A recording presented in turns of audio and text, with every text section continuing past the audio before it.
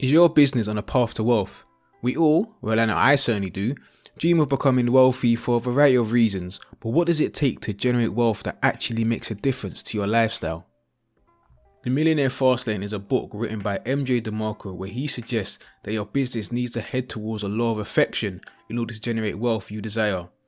He says this can be done in two ways, by providing exponential income or for a large liquidation event. Either way, he lays out 5 commandments that will test the potential of your business and give you a better probability of achieving that wealth. He calls this the sense framework. The commandment of control is about ensuring you control your business. You need to be in control, not anyone or anything else. One person or entity should not be able to instantly kill your business with one decision. Otherwise, you've essentially surrendered power. For example, if Google AdSense is responsible for all your income, you're violating the commandment of control. One change in Google's terms, due to no fault of your own, could see your income drop from say $5,000 a month to zero, nada, zilch, and there is absolutely nothing you can do about it. Likewise, if all your traffic to your website comes from a single source and something is to happen to that source, you no longer have traffic. Many people enter this type of relationship, most notably via MLM or network marketing. They tend to advertise, be your own boss, but are you really your own boss? They are known culprits of control violation because you have no say over the important decisions. You simply distribute, sell, and train for an existing company. If they are to go bankrupt or change policies, you're the one that's going to feel it, the quote-unquote boss. But don't be discouraged or alarmed if this describes your current venture or makes you doubt your next idea. You cannot be in control of every possible instance, and they can still be worthwhile arrangements and lead to great fortunes. Remember, these are recommendations, so violating control is not the end. It's all about risk mitigation and probability.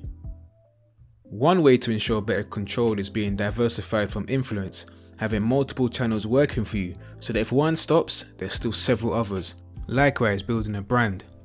Establishing a brand builds loyal followers, listeners, buyers, etc. They are loyal to the brand, not the channel from which it comes from. The second commandment is entry. Good old entry. People love things being quick and easy. The commandment of entry states that as entry barriers to any business weaken or become quote-unquote easy, so does the strength of the opportunity. You need to ask yourself, how easy will it be to get into business? How strong are those barriers?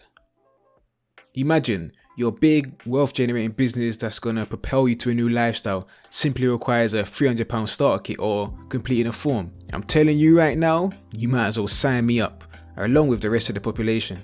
Think about it. If any Tom, Dick and Harry can start your business, does it really have the potential to generate wealth? Let's look at it this way. A common fantasy sold is starting an online blog that funds your new travel heavy lifestyle. But in today's world of quick website builders like WordPress and Wix, creating a blog is fairly easy and very common. The barriers to entry are low. Take a random guess at how many blogs you think have been created.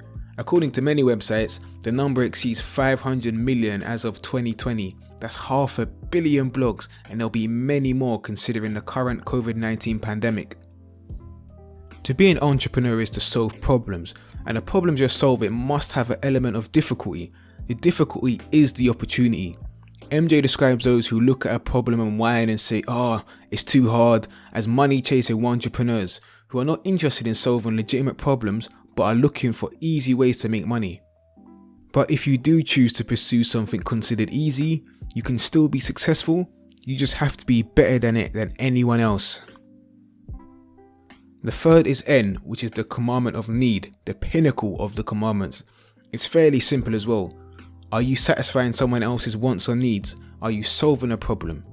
This could be in the form of making them feel better, educating them, making them look better, raising a positive emotion, satisfying appetites, the list goes on. Only then is money exchanged. A business that solves needs wins.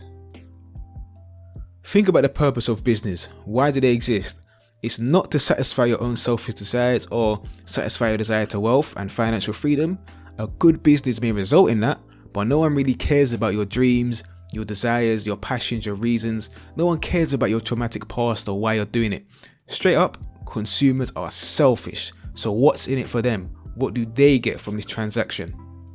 It's such a simple concept, the idea of wants and needs. but it often goes overlooked in favour of the popular advice, do what you love, follow your passion. The problem is whether there is a need for that in the first place. Remember, no one cares about what you love. You may have a burning passion for fitness and have an inspiring backstory where you lost 5 stone and achieved your ideal body, but does that mean the world needs another fitness trainer? What if there's already a high supply of fitness trainers? Your passions won't pay the bills.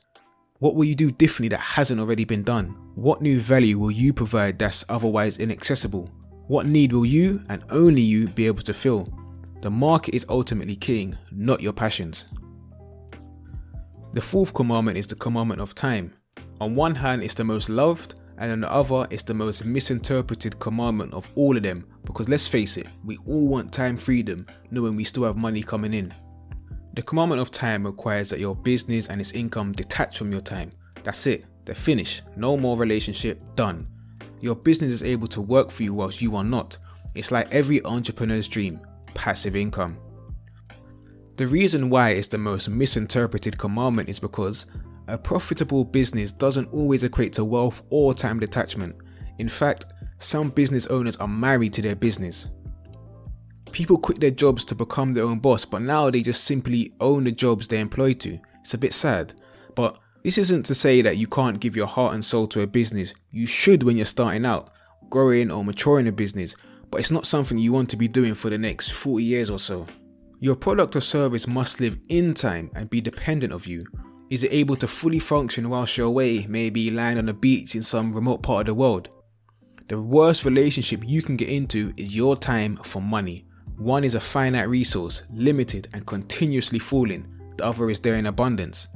Time-honored businesses are usually time-heavy in the creation process, creating books, games, web applications, mobile applications, anything that exists despite your existence. But once they are out there, they can sell independent of you, freeing you from any relationship. And now we've reached the final commandment, the commandment of scale. How easy is it to scale your business whilst being independent of your time or relative ease? Scale is made up of 2 parts, reach and magnitude. Reach is about how many people you can affect, and this is usually reflected in the amount you sell or the units sold. Magnitude is about how much you affect each entity and can be reflected by the price or the unit profit. If you increase either one of these, you achieve scale. And if any of these are stifled, especially if they both are, it can limit your wealth potential. For example, if you spend 4 months creating a website, that website can serve 10 people or 10,000 people without the work required showing any correlation. That same 4 months of work has provided a scalable solution to reach many individuals, ranging from 1 to potentially well over 1 million. A scalable solution also has many other forms, such as franchising. If you own a fast food restaurant, both your reach and magnitude is limited due to how many people you can reasonably serve within a given day and the price of each item. But this can be overcome by replicating your solution in the form of a franchise. Essentially, selling your solution to others to open many stores around the world. Scale is about leverage, and leverage is what we want. And that about wraps it up. The 5 commandments outlined by MJ Demarco in his book, The Millionaire Fastlane. Remember, this sense framework is not the be-all end-all, as MJ has openly admitted that breaking a few can still result in success, so take it as some guidelines, food for thought, something to consider in your current venture or your future ones. Or you may not be bothered about wealth generation, it's entirely up to you, it's your life.